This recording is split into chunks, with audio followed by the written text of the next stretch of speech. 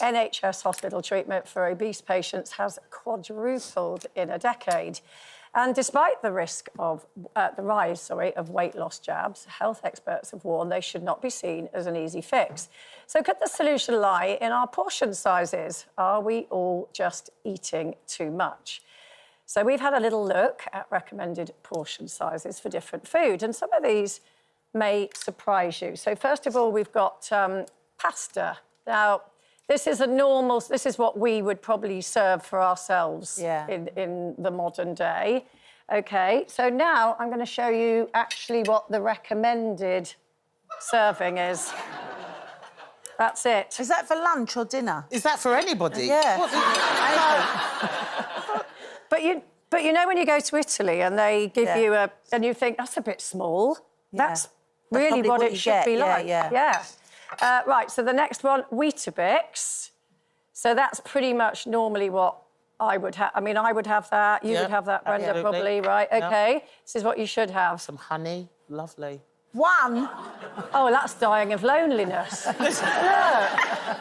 That is the recommended right? OK, next one, oven chips, OK? So this is what we would normally have. Yeah, that's standard, isn't it? If you go to the pub and have, like, ham, egg and chips, that's what comes with it. This is what you should have. 9.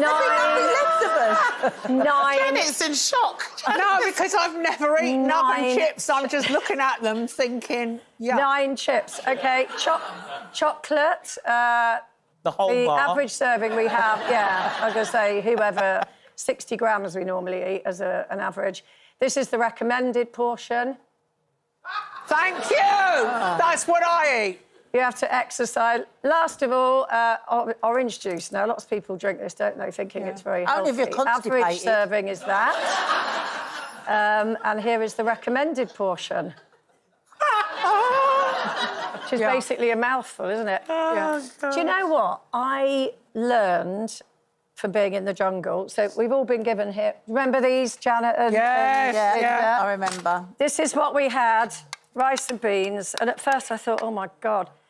But I never felt hungry. I don't feel hungry. I never felt hungry. And the first... I am not hungry.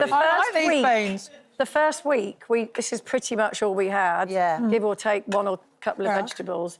And I wasn't hungry, and I dropped 10 pounds in, like, 14 days. These are... the beans, in particular, make you... Farty? Sick. Well, they've got... I think it's called glycemic index. So they're like porridge. They make you feel full for longer with this kind of food. And that's one of the reasons why I switched to having porridge for breakfast. Yeah. Because with a lot of muesli and breakfast cereals, it's got sugar hidden in it. You've got all that dried fruit. It's also even more sugar.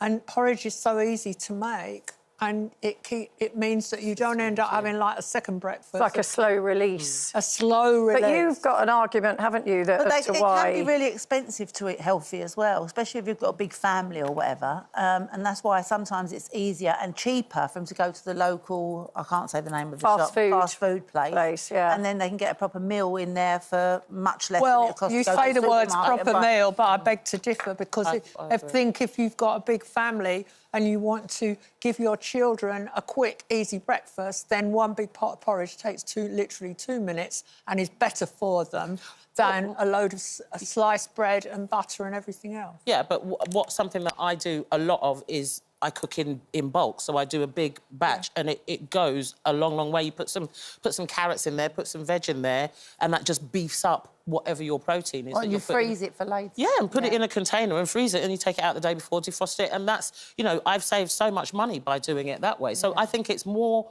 And it goes back, we have these conversations about education and educating everybody. And, you know, yes, there are expensive foods out there organically, but there's also, you can shop around and get value for money in your local greengrocers. I mean, it's difficult, isn't it? Because, you know, I realise I don't need as much food as I eat. Yeah. Because there are temptations there all the time. And what annoys me is it's like, OK... You know, obesity quadrupling is going to cost the NHS an absolute fortune. You have to get bigger beds, you have to get pulleys, you have to have extra staff, all of that, and just the cost of it in the first place. And people go, OK, we'll just eat less, move more.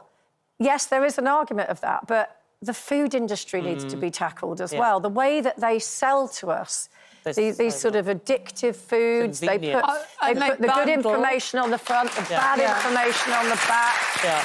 So why does the government not get to grips with that? Yeah, there's so much choice. I completely agree that in the supermarket, they have bigger and bigger and bigger packs now. So supposing you want chicken, which is really cheap and easy to cook, you get massive packs. So when you get home, you think, well, I either got to cook the whole lot in one go and freeze it, or eat the whole lot, or break it all up into smaller packs. And I've noticed that with everything, with fruit now, massive, as if we've all got families of 10. And not everybody's got a freezer.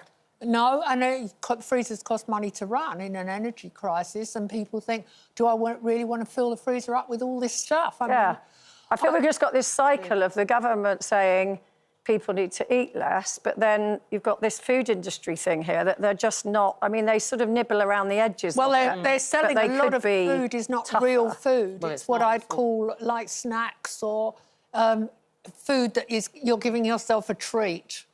Yeah. Whereas we all know that if you can eat just 2 squares of dark chocolate, that's much better for you.